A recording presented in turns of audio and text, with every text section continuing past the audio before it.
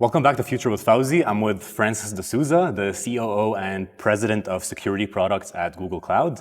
We're here at Google Cloud Next, which is Google Cloud's annual conference where you share all the interesting updates. And we're here to talk about enterprise AI adoption with a focus on cybersecurity specifically. So Francis, everyone talks about enterprise AI adoption, all the capabilities that they can do with all the AI tools. I'm just wondering, on the flip side of it, what are the top risks that companies should be aware of when they adopt AI, and what should they know before? Yeah, sure. So first of all, thank you for having me on, Fauzi. It's a pleasure to be here.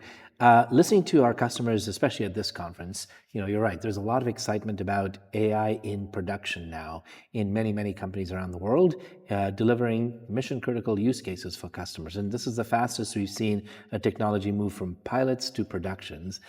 But to your point, as companies that think about their AI rollout, it's clear that there is no such thing as an AI conversation without quickly becoming a data conversation and a security conversation. And there are some big things to think about from a security perspective as you consider an AI rollout.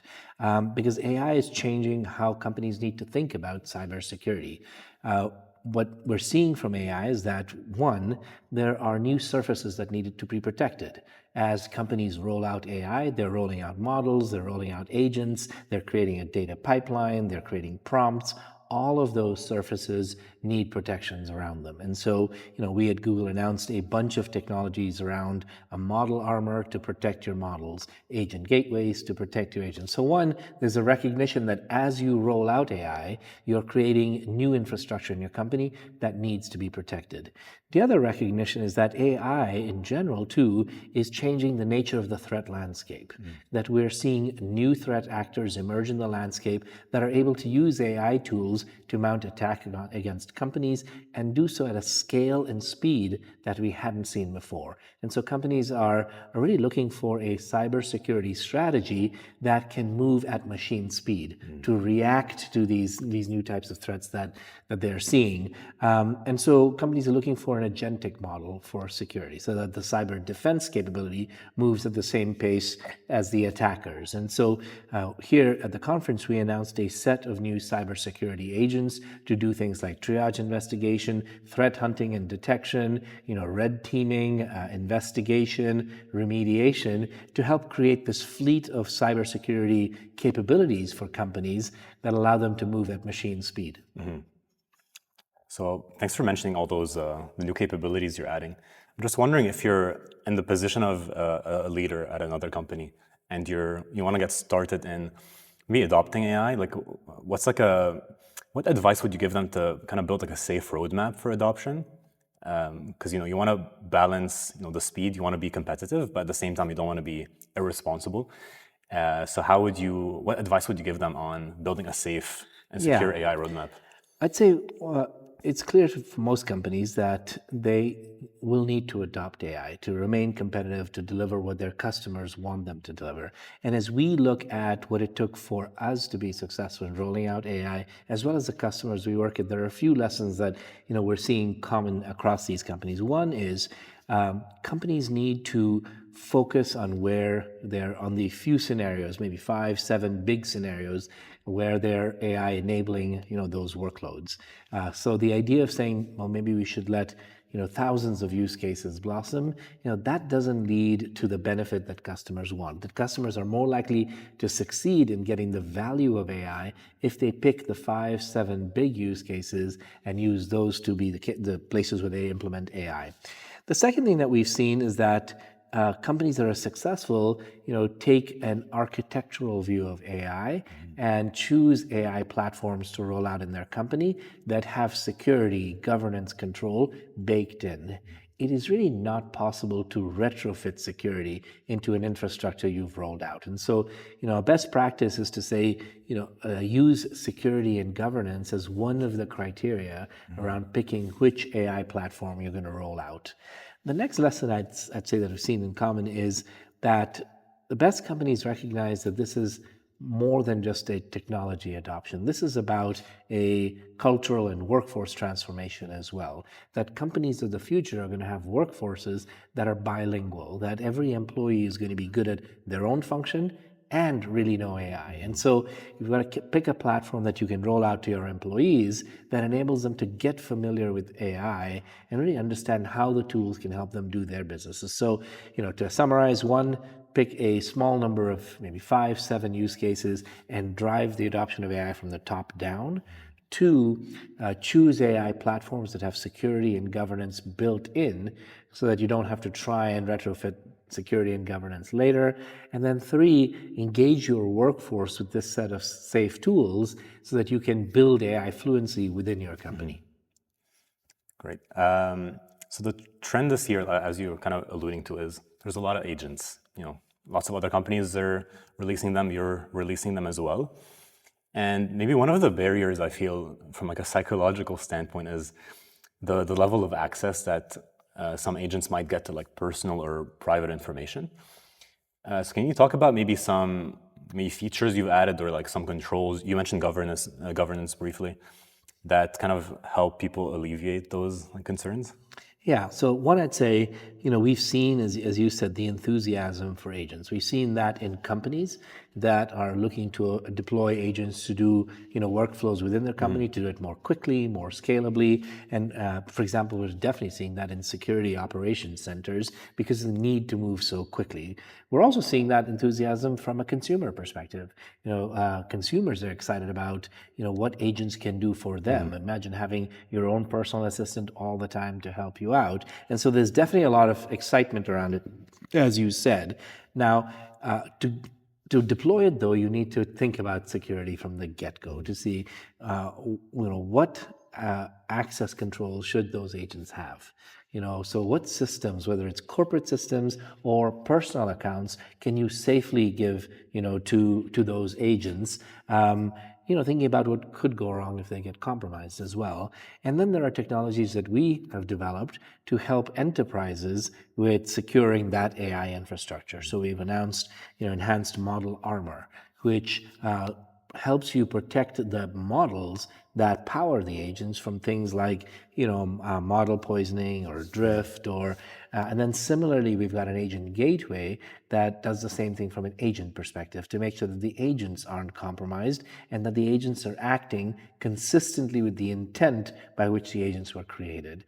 And then it's important as you move forward to really identify all the agents that are in your environment as a corporation to make sure that you don't have shadow AI in your company where consumers are downloading or employees are downloading their own agents or models. So you need to have visibility into all the AI that's running in your environment. And we have tools like the Wiz portfolio of products that help you do that, and that you are continually managing the access controls that the agents have, and that you have good auditability and transparency around what the agents did when they were acting.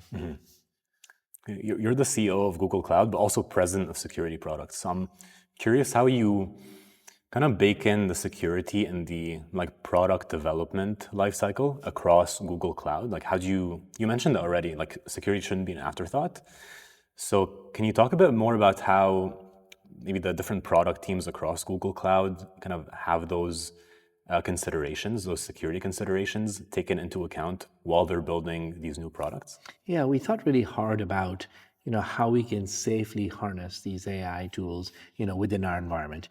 In my capacity as CEO of Google Cloud, I am one of the executive sponsors of something we call Google AI at Google, which really is the initiative around using AI at Google. And we've been at this now for many years, as you can imagine. We've publicly talked about the fact now that over 75% of the code generated at Google is generated using AI. But we were very intentional about how we do that safely, meaning all the safeguards, we had around, code being generated, even manually, before it goes into production.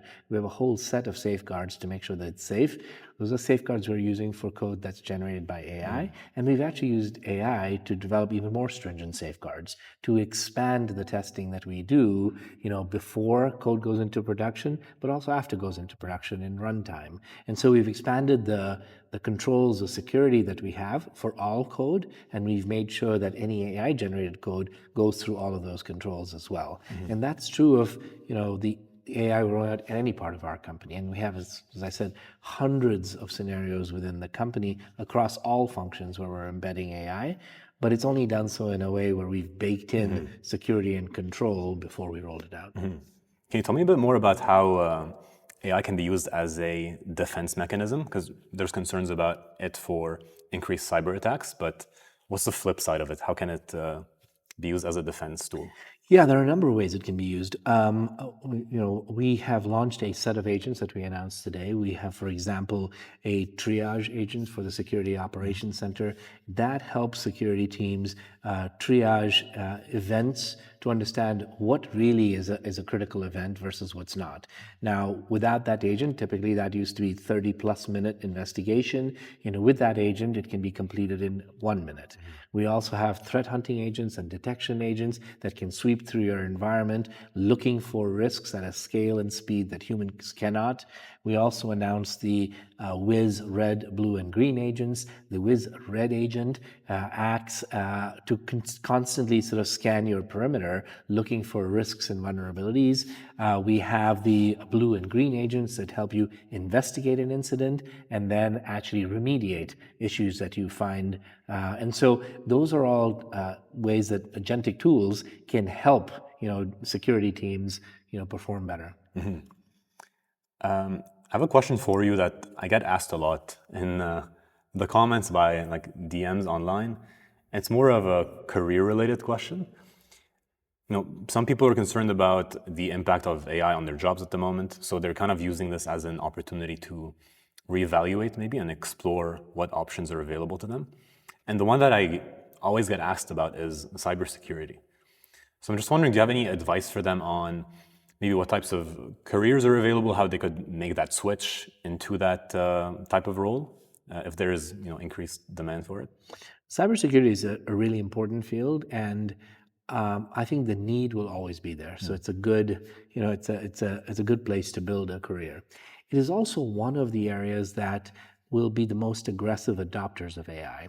And so my advice would be to anybody sort of entering the field or thinking about the field is to get really deep on AI and really understand where it's going, what the tools out there are, partially to understand how it can be used in defense, but also to understand how it's being used in general and how it may be being used for offense. In the world of cybersecurity, you're dealing with an active opponent, which means that as soon as a defense is developed, the opponent looks to find another vulnerability, and so it's a constant game of back and forth trying to understand, what is the best way to protect against this active opponent, and I think that'll be a need, forever. I'll maybe move to my last question. I asked this to everyone. Imagine the world in the year 2049, and you had one wish to change anything. It doesn't have to be related to your work specifically, it could be anything you want. What would that wish be, and what would that world look like? Well, it's a big question, and I love it. My hope would be one, that we finally are able to understand and cure some of the big diseases that we frankly don't understand today. Neurological diseases like schizophrenia and autism and Parkinson's disease. And maybe I'll cheat and say the other one is that I hope we find a way to energy efficiently extract greenhouse gases from the air, by that time frame. We don't really have a good way to do that today, and we'll need it. And so I hope by then we've discovered that. Well, thank you for your time, Francis. I know you have a busy schedule, so I appreciate you spending some time with me and answering my questions. My pleasure. Thank you for having me.